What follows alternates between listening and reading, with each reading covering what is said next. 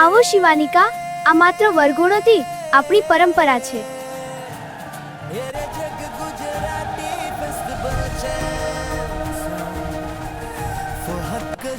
રસ્તા પર ઊભી રહીને જોવાનું નહીં.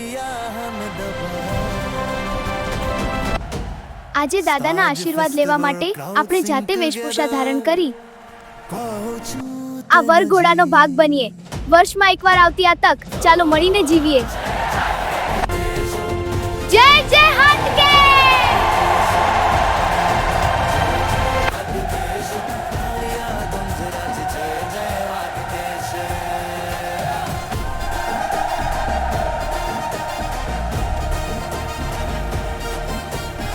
જય જય હાટકેશ.